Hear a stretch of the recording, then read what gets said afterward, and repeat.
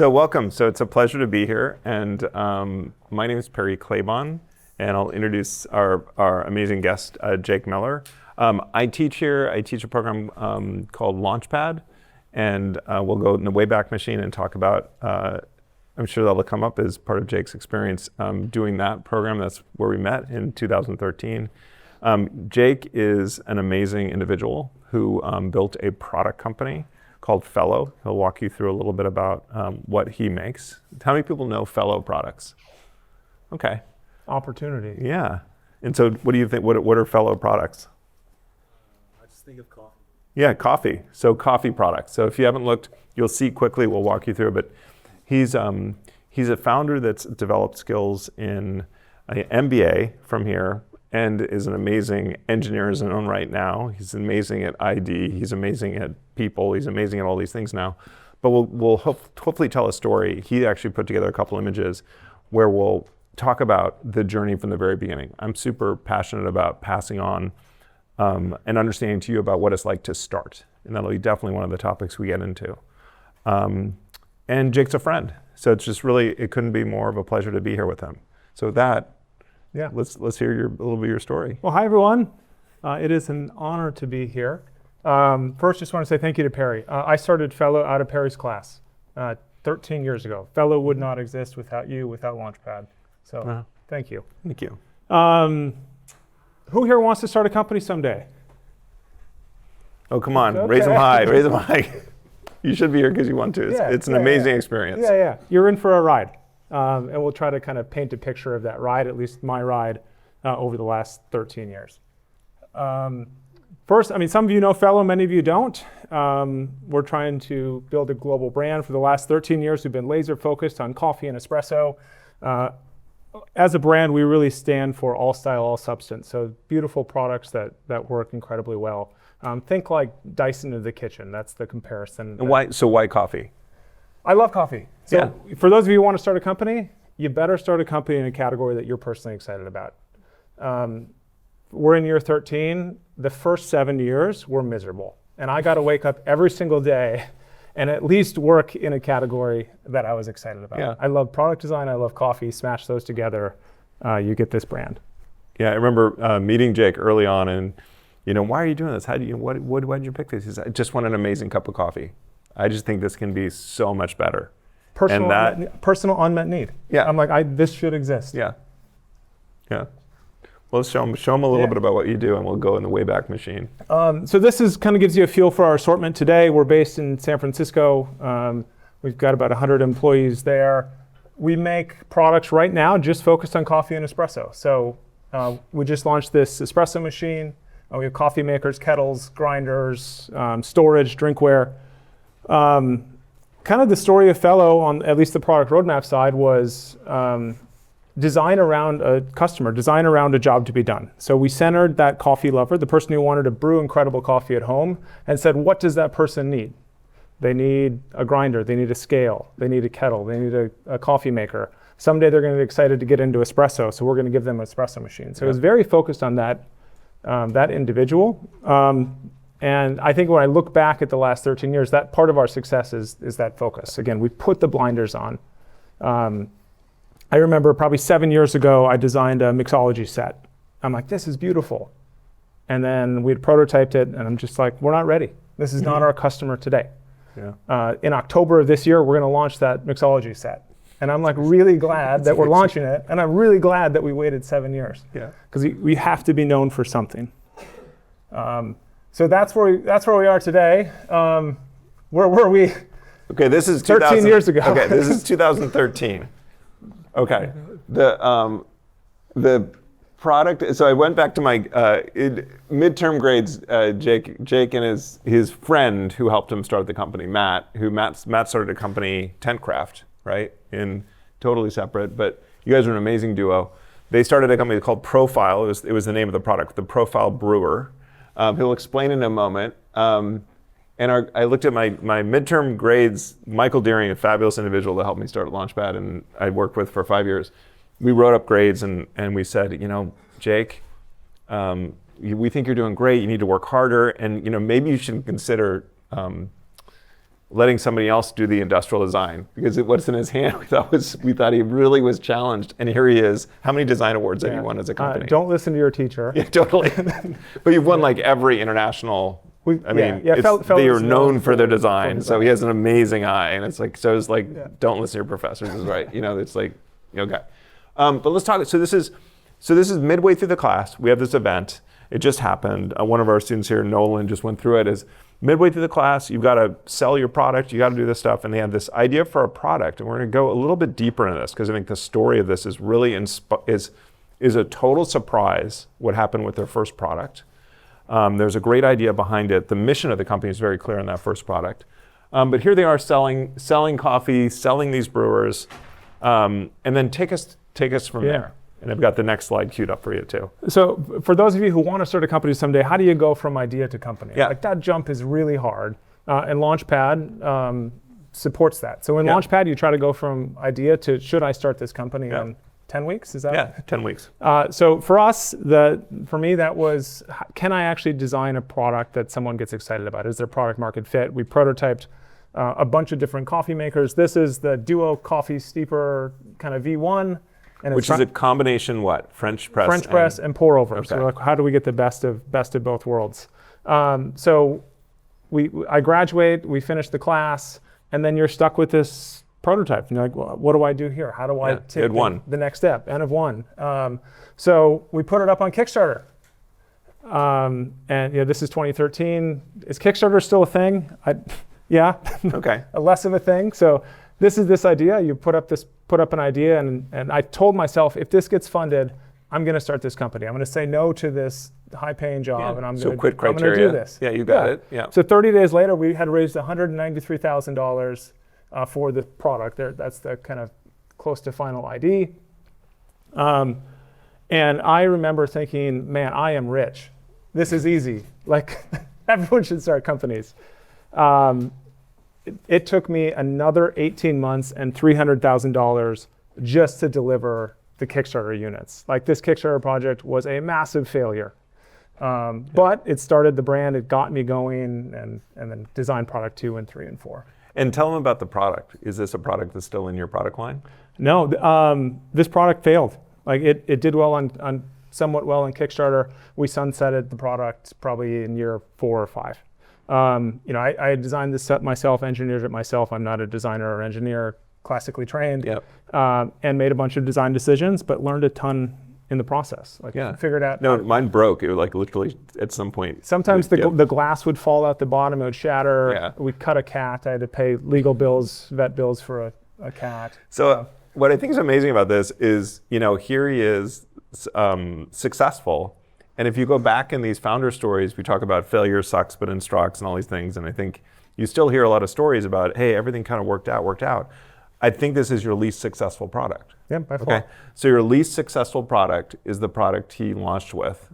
I mean, I hope that's a huge lesson you can take. And the perseverance, I think I saw you at that point, you were maybe this was the time, you were upstairs above a brewery, okay? And you were alone, largely, First and toiling away with all these things in this one room. And it's like, and why don't you talk a little bit about that journey? Because that's kind of that's starting, which is both glamorous and I would argue incredibly unglamorous at the same time. Yeah, I think so much of it is like, what do you want to build? What is the vision, the North Star that ultimately like you're committing your life to? And for me, it was designing this portfolio of products for that coffee lover. Mm-hmm. And so I didn't view the first product necessarily as a failure. I'm like, this is the first step to this product portfolio of 10, 15 products. Yeah. And that even when I had launched this, like the roadmap was defined for what I wanted to build next. Mm-hmm. So each day was just get closer to completing this roadmap. Yeah. It took me, the roadmap is now complete, so there's big question marks about what we do next, but it took me 12 years to build the roadmap. I thought it would take 5. Yeah. And so talk to me about what that was like being alone. Yep. Because a lot of people think you come here, and I think at Stanford, people have a startup. You talk about startups. You're socializing. You can go to classes. I think there's 160 classes. You could go and take a class about a startup. You can do all kinds of things. And now suddenly, it would be very different. I would think. is you're at the GSB, you're talking to your friends, you got the startup, it's super fun. Yeah. Your best friend Matt's like helping you out in the class, which is a cool strategy. He just had a really close friend of his actually take the class with him. Yeah. He wanted to learn, he just helped you, he's an amazing guy. And then after 10 weeks, he moved on. But like, what's that like? Yeah, I think, and right, then you've got all your classmates who've got high-paying jobs, and I'm sleeping on an air mattress. I hear the WhatsApp group in the popped. GSB like goes from like founding companies down to just a couple people quickly. Yeah, I think again, it's like designing in a category that you're passionate about. Wake up every day, excited about what you're working on, and then like, what are the tiny milestones that you can celebrate that keep you going? So can you talk about some of those examples? Shipping this first product, right? 18 months later, like shipping 3,000 units to real people. Yeah. Like those are moments of just like, like this thing didn't exist, and now it does, and people across the world are using these products. Yeah. I like to say it's non-Newtonian. It's like something out of nothing. Yes. Ex nihilo. Yeah. Yeah. It's amazing. Yep. Yeah. And then kind of our journey from here, Kickstarter. We were able to raise a few small angel rounds. So we tried to go out and raise money from professional investors. That failed miserably. People kind of looked at us and said, I'm not going to give you money for your low potential coffee company. That was probably the right decision on their part. I think I met with 72 people and got no's from 72 people. Meeting number 73, talked to the right hardware investor, angel investor, and he had invested $150,000. That funded the delivery of that first product, and then most importantly, allowed us to hire that first employee, launch product number 2. Yep. And then internally, the goal was, can we double every year? Like, and how many products do we need to launch to achieve that? What does the team need to look like?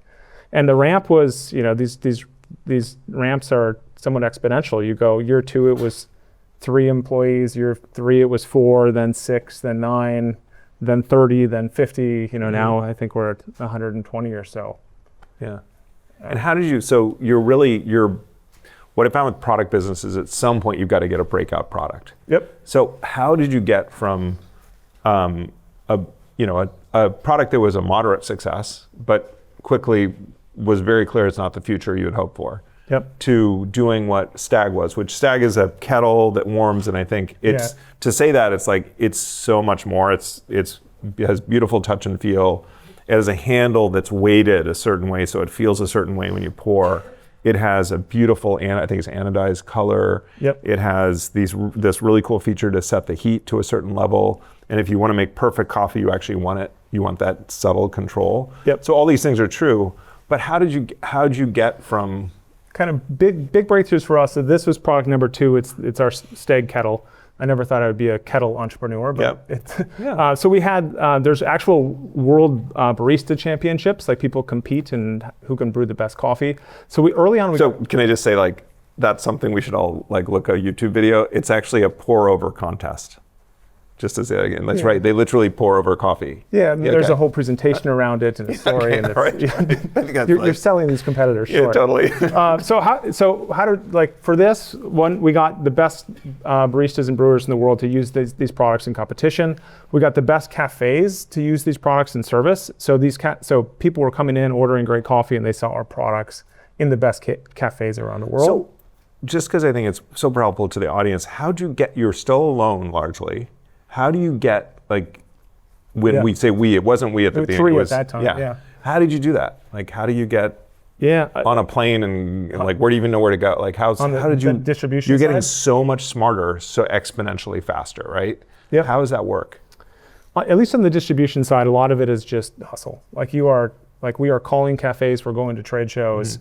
In 2015 or so, it was really hot to be a direct-to-consumer company. Yeah. Then the model was you'd raise a bunch of money. This is the Aways, Warby Parkers of the world. You'd raise a bunch of money. You'd then buy customers with paid ads, and you'd hope that customer has an LTV high enough to pay off over time. Remember, we had no money, so that was not an option. Yep. So we said very early on, omni-channel is the business model. Retail expansion is the business model. So getting that product, and a lot of it is just hustle. Yeah. But getting that product got into every Williams-Sonoma, Sur La Table, Crate and Barrel. The SF in New York, MoMA started selling it. So it was just this slow omni-channel build. Yeah. build those relationships, and then once products 3, 4, 5 are launched, then those pipes are in place and you can push those new products into those channels. And then if you go to the timetable, so we'll look at product, but also talk to the audience about what are the skills. So you have an amazing set of skills, and I think people here maybe got a sense of like, you're a worker, you got a great work ethic, you can go directly out there and sell it, all these skills. What are the things you think is behaviors that have served you well the whole time, as a founder to a fully scaled company with so many employees? And what are the things you've had to maybe take off that list, and what have you had to add? So maybe behaviors that are, these are amazing and have served me well. Yeah. And what are the new things that come on? Yeah, I think the founder's journey is early on, you've got to be pretty good at a whole bunch of different things. Like whether it's designing a product, setting up a supply chain, selling the thing, dealing with customers. Yep. That, for me, that was probably the first 5 years, and the team built over time. The last 5 years has really been this idea that as a brand, as a company, we're only limited by my ability to attract incredible talent. Like for each of those jobs to be done within the company, if I am the best person doing that job, like that is not good for our future. So who's the best mechanical engineer? Who's the best salesperson? Who's the best marketer? Yep. And that's a huge shift from early on trying to find product market fit, just trying to survive, to like, okay, now what does future look like? And how does that, talk to us about how that works from, 3 people, you're still largely, what are we doing today, Jake? Right? And I would think if I was going to be like, what are we doing? Okay, great, I'm going to go help you. When you get to 20 or 30, like give us a sense of like, how's that transition happen? Was it suddenly skills from the GSB that you're like, oh, I've learned this? Or is it, how's it work that you become I would say largely what we've described as like, I'm leading the work as opposed to doer, and that's one element of it? How's that work? I think for me, it was probably just like, I eventually broke. Like, you're just like, I can't actually do all of this. I am the one holding this company back. And then it was giving up control and trust. And then hitting a certain scale where you're actually able to pay experienced leaders enough to join. Yeah. Like early on, all the first employees were just really talented, but very junior. Yeah. And then you level up. I think it's really insightful. Say more by what you mean by breaking, because I think that is actually what I saw in you for sure. Was you had to give up. You kept things until you had to give them up, which ended up not being a bad way to do it. But talk about some of those transitions. Yeah, I think as founders, it's really hard to give up control of certain parts of this business. Like this is my everything. It's everything for the last 13 years, this is all I've thought about. So you think about engineering decisions or design decisions, and of course I still have influence on that, but it's really looking in the mirror and saying, like, if I actually don't find incredible people to do this better than me, like we're gonna stall. Yeah, and as you go into the next chapter, sort of what do you see as what's the next hurdle for you? You talked about a little bit about revenue planning and growth and all this kind of stuff, but what do you see as the big challenges? Both maybe personally and also for the business. Yeah, I think like evolve or die as a leader. So can I grow and lead a bigger team? As a brand, we're at this really fun point. Like I talked about that roadmap that I'd kind of written down 12 years ago. It's complete. Like, so now where do we go from here? So our vision is to really design across the kitchen. So we've been known for coffee, and now over the next couple of years, you're going to see us launch products in different categories across the kitchen. And when I launch that next product in a non-coffee or espresso category, does that customer say, "What the heck, Jake? Like you're my coffee brand. Why are you playing there?" Or do they say, "Finally, fellow decided to give me X or Y or Z." Yeah. And I hope it's the latter, and we got reasons to believe that will be true. But so that's the big kind of anxiety moment for me. Yeah. And then I very much believe you've transitioned, and I see many founders do this, is you've transitioned from, that first product was a product with a key feature and a benefit, and you sold it on Kickstarter. I sold this thing on Kickstarter, went in a box, and the box was beautiful, the unboxing experience was beautiful, all your products have been beautiful. But I see even more so now, I see you think about experience along with product. And I think that's an interesting transition because, I know when we're close to the ground launching, it's like, we need to get this thing out the door. It needs to do this thing. It needs to solve this thing. It's like, it's very, very tight. And when you have a product, you're talking more. And I think you're maybe share a little bit about how that transition happened and maybe what you think of when I say it's not a product anymore. It's really a product and an experience. Yeah, the transition there, it's like we very much thought about what is the experience that the customer has with the individual product. Like, right, does it feel magical? Is it easy to use? And then the next step is like, what's their experience with the other products that we design? One big breakthrough we had was, if our goal is to help you brew incredible coffee at home, even if we design the best coffee maker or espresso machine in the world, if the coffee that you're actually using is not good, or you don't know how to use it, like at the education piece, the outcome is going to be bad. Like a good design can't solve for that. So about 5 years ago, we pushed hard into actually selling coffee to our customer. And that's been a really nice business for us. And what happens there is you buy coffee from us. We have 3 Q graders on staff. So these are the sommelier equivalents of coffee. They taste hundreds of coffees. They pick their favorite. If you buy that coffee from us, the recipe or profile for how to brew that coffee, time, temperature, pressure, is automatically pushed to your machine. And then you can brew that coffee or pull that espresso shot as defined by our Q grader or the roaster. And so that now, the experience that we talk about as a team is the holistic experience that leads to the great cup of coffee or espresso shot or eventual other product in the kitchen. Yeah, I think it shows if you spend time, and now Jake, you look at his website, it's interesting. And I also think your vision also in understanding how, not present in that first Kickstarter thing where it's it's the thing on a counter, but your products now I think are really an aspiration where like you're really fulfilling this experience around like, what's my kitchen look like? What's my coffee area look like? And I think I don't know, maybe a question that comes to mind for me is, how do you figure out like where are you and your team seeking feedback now? Because you're I don't even know, the features of your new coffee espresso maker are so far beyond imaginable. And what I see a lot of young founders do is they ask customers like, what would you like? It's like, that's, for a number of reasons, I think that's flawed because they can't imagine a future. But how do you get inspiration to figure out, just maybe give them a sense of like a couple of things the espresso maker does that have never existed in the espresso market. Everyone's had ordered an espresso, so imagine this espresso maker, it sits on your counter, but there's a lot of features that are new to anyone's imagination. So if we think about the design process, like of course we look at competitors and market size, read reviews of competing products, try to pull out nuggets. But the magic really comes back to those one-on-one interactions with customers. So going back to the D.school, this idea, it's empathize, define, ideate, prototype, test, repeat. Look at you. Like that is the model. You did get an A. Like it doesn't, it's not rocket science. Like spend time with your customers. We do coffee meetups all the time. And again, you can't just, I hate surveys. You can't just send a customer a survey and say, what do you want? You need to understand needs, wants, desires, pain points, and even so how does unexpressed pain points. Just explain to them the complexity of that product. You did your most complex product. It's in market. It's amazing. I wanted to make sure with them there were no bugs. I've confirmed no bugs. I'm ordering one.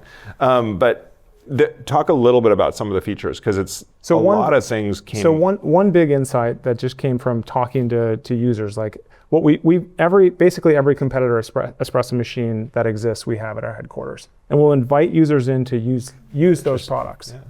Or we'll talk to them about the espresso machine that they have at home. So our espresso machine, I'll nerd out a bit. It's a boiler system. So boiler machines are great.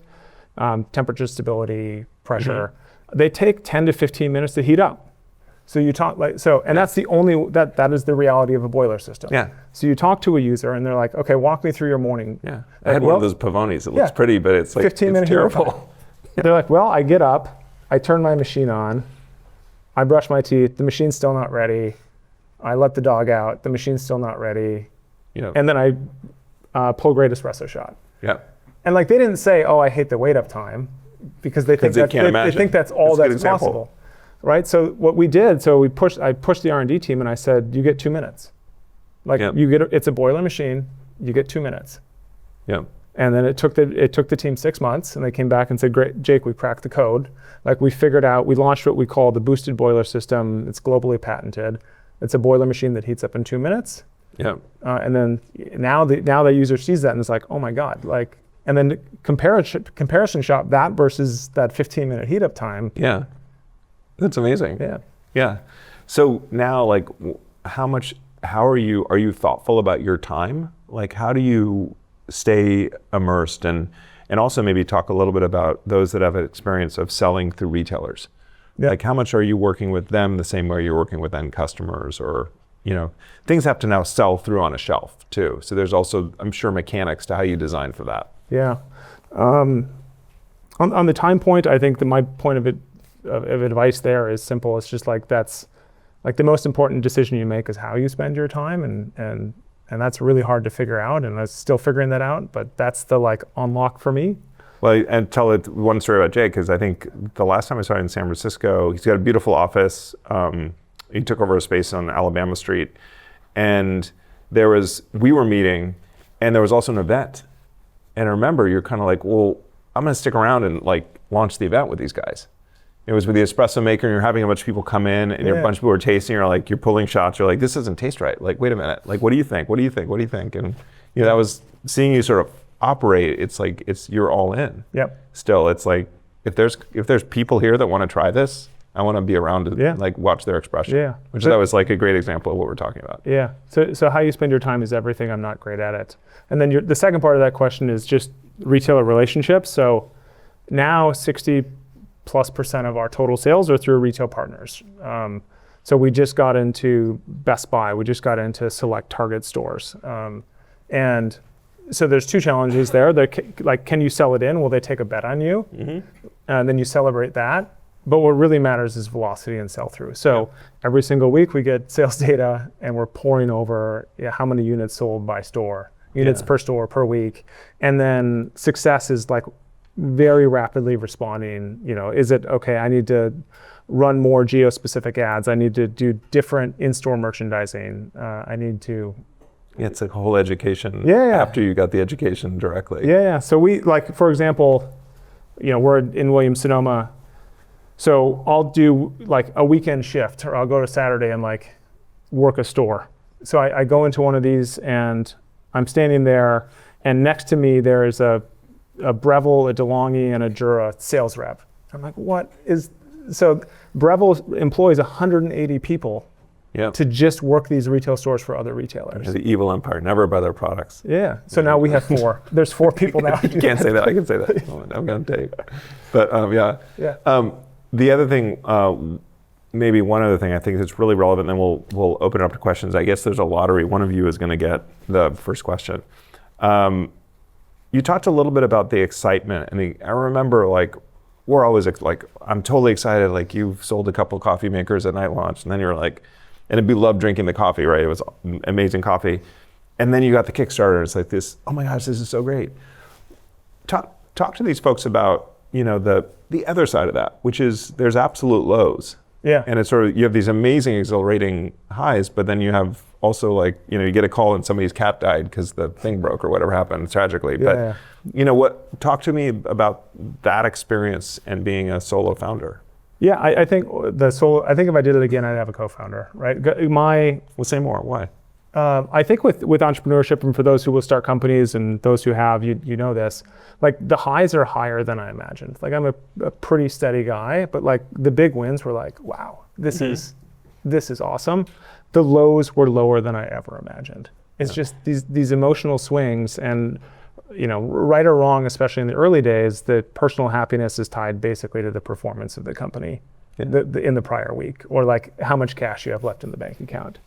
And those are fun stories to look back on, but like countless examples of, oh crap, like accounts receivable is late. I'm calling up my one investor. I'm like, we have to do lunch today. I drive to the East Bay, and I'm like, I need $50,000. Yep. And we write Jake owes Jerry $50,000, and we sign this piece of paper. Like, it's. And I can't imagine you slept much the night before. No. And because he believes in this. Like, Yeah.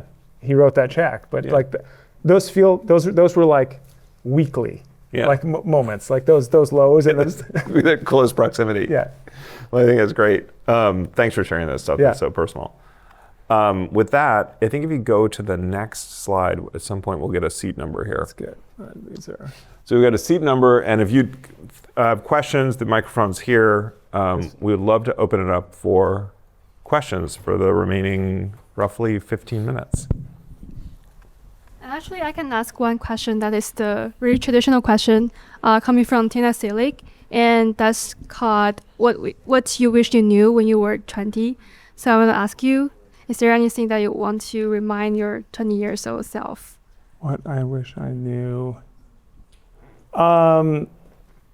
What I wish I knew, I think if you guys, for those of you who start companies, and please do, it's incredibly rewarding. It's like from day one, plug into a group of other entrepreneurs who are going through this with you. I remember those first 2 years, it felt very isolated, and I'm like, I'm dealing with all these problems. They're unique to me. I'm failing. Yep. And then I joined a CEO group, just as Stanford friends. I'm like, we got to start meeting regularly. Met with so there's 6 of us that got together. All 6 of us had the exact same problems. Yeah. And it was like I'm not alone. I'm not. It's like this is just the journey, and then we could kind of solve those problems together. Well, I think you were different and more, traditionally with at least Launchpad, an outlier, starting a hardware company. Yeah. So it was also like, I'm doing something different, and Yeah. I wonder how much that factored in. You're a hardware company and a software. Financially, DoorDash was started by my friend out of the GSB. Like financially, I should have started DoorDash, but I wasn't passionate about food delivery. Right? Yeah. Like I wanted to build things. Yes, please. Hey, I'm not this lottery winner today, but I was gonna ask, do you ever use these products in your day-to-day or at your own home? And do you test them? Do you demo them? And if you do you evaluate them and give that feedback back to your design team? Yeah. The dog's got to eat the dog food every day. Like my kitchen is just it's just every product that we've ever designed. Yeah. And then we're using it every single day. And then at our office, we have a 35-foot coffee bar that has all of our products, right? So all the entire team is constantly making coffee, matcha, espresso, tea, providing feedback. And then on that coffee bar, we've got a bunch of early prototypes, like pre-release products. Like, do you like it? Feedback, let us know. And Yep. do you still have the store on Valencia, or is the store? Yeah, we have three retail stores. The first store was in San Francisco.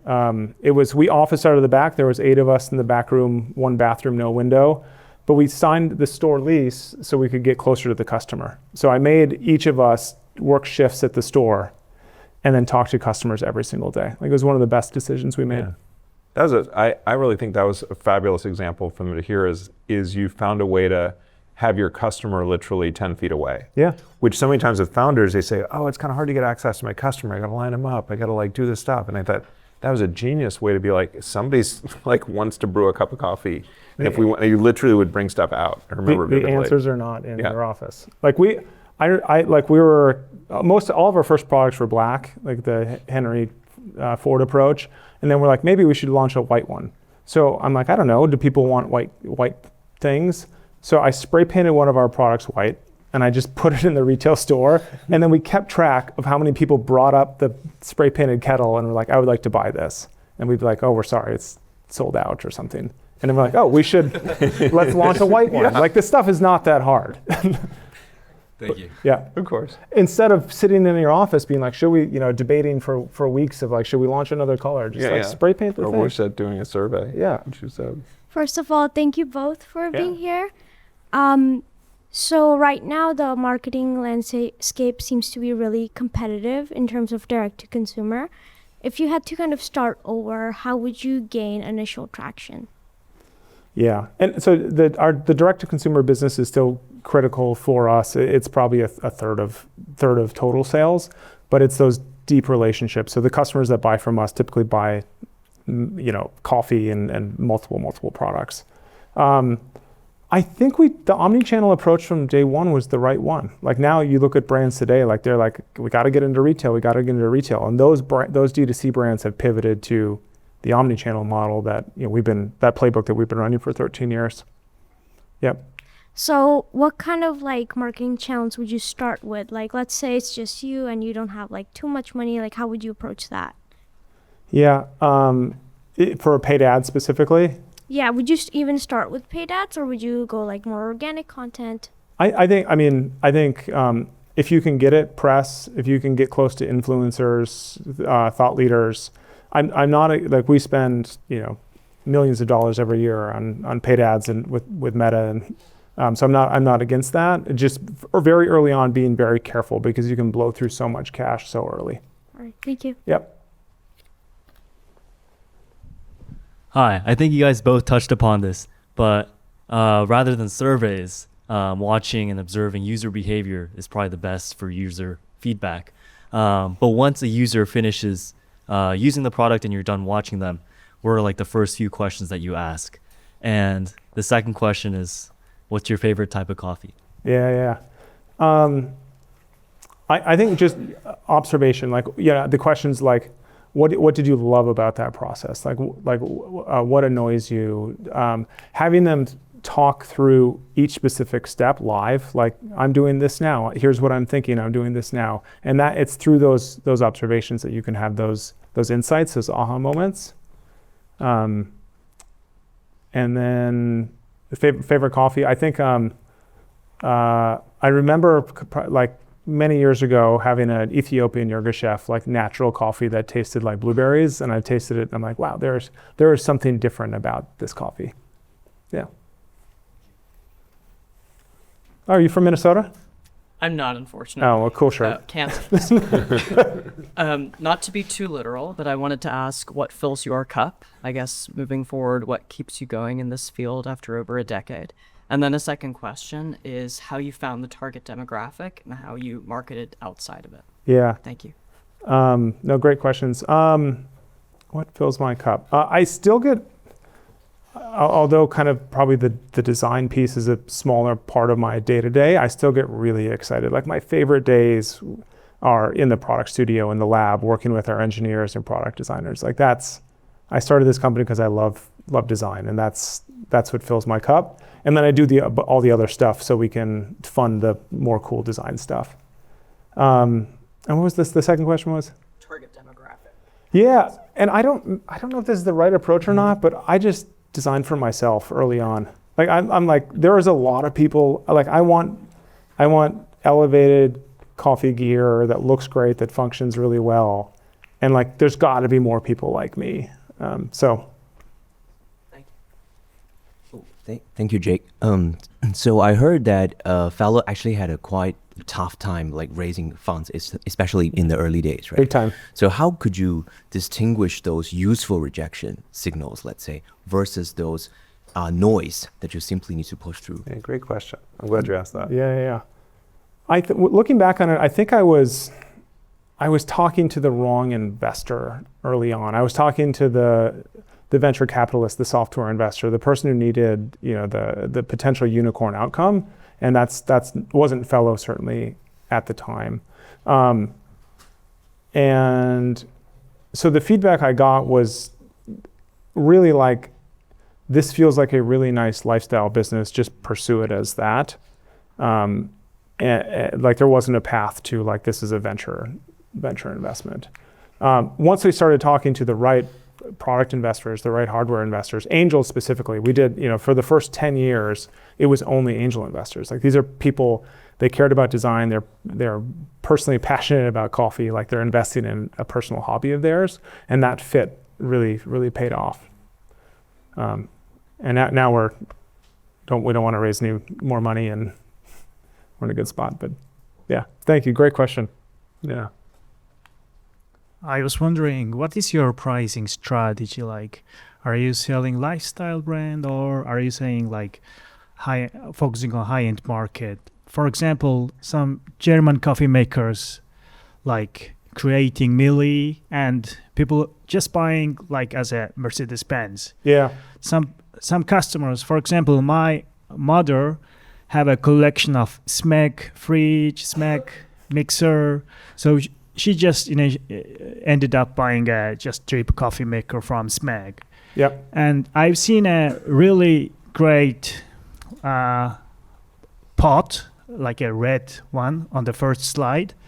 I recognizing that red pot, vacuum pot made by, I think, German designers. So are you focusing on the designer coffee making machine, or are you more focusing on the selling a feature? I have similar. Oh yeah, that red one. That's it's a Stelton. We just use it for water. Yeah. So I was wondering, what would be your brand association, like relating with competing with what brand? Like what would be the best competitor? And there is no American actually coffee machine brand. Yeah. If we go to the high-end market, so I was wondering, it might be a most famous American brand. And what do you think on this? Thank you. Yeah. I think, for me, like, price is what you pay, value is what you get. So we obsess over the value we provide at a given price point. I care about building a global brand. I care about having, most of the world, giving them access to great products. So I don't want our products to be like with it. There's $5,000, $6,000, $10,000 espresso machines. That's not us.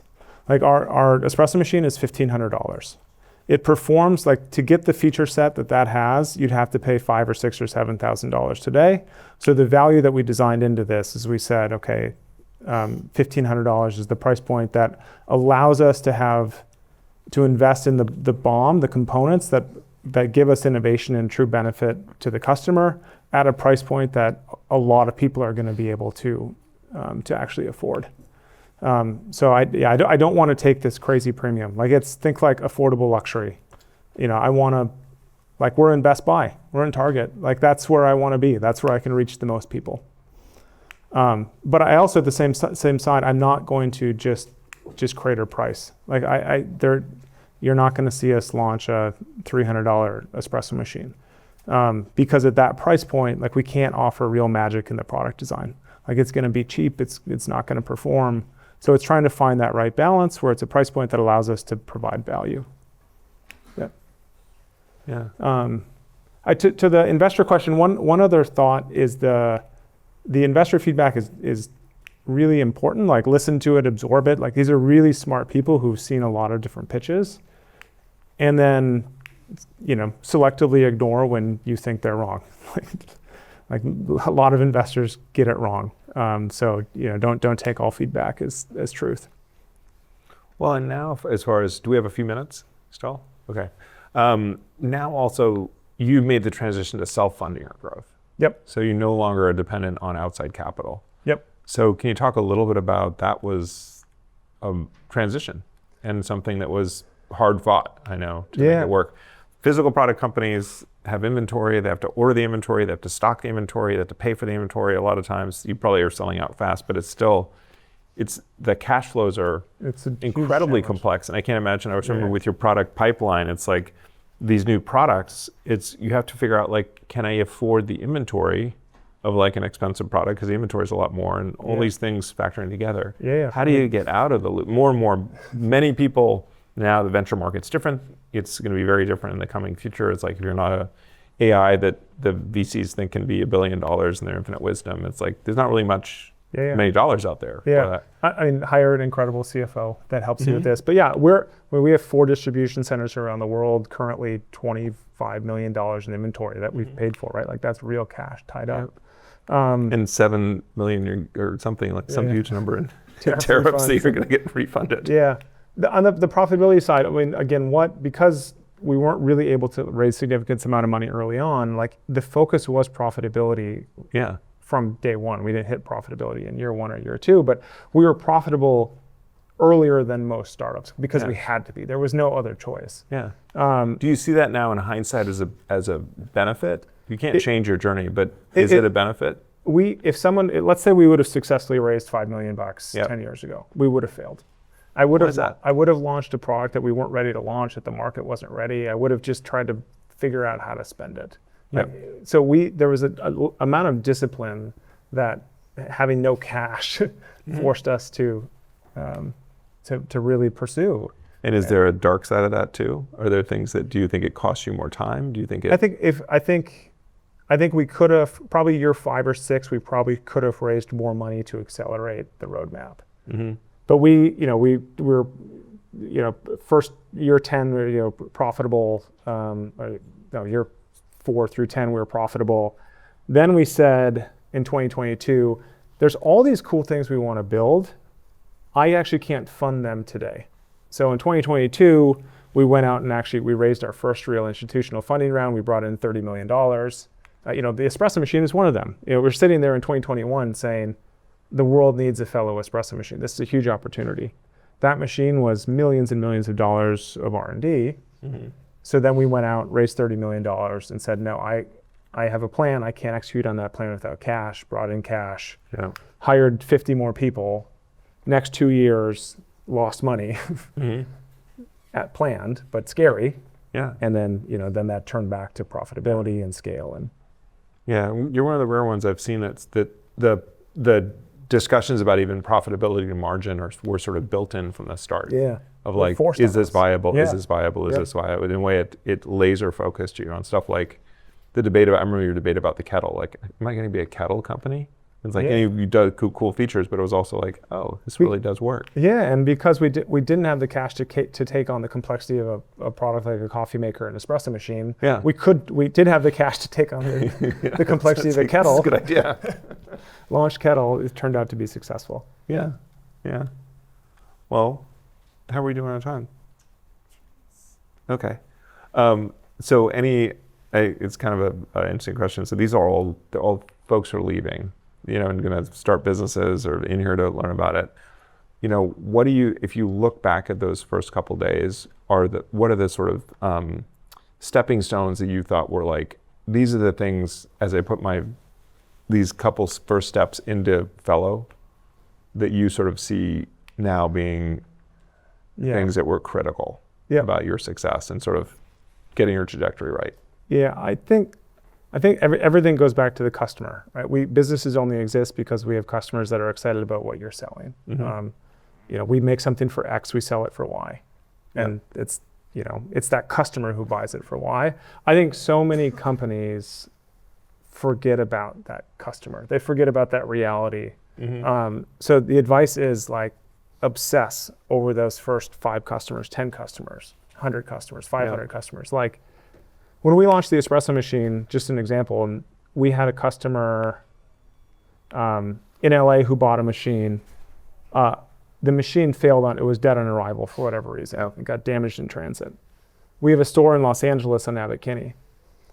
One of the store associates took a machine from the store and drove 75 minutes to that person's front door a day later and handed him the new machine and picked up the old one.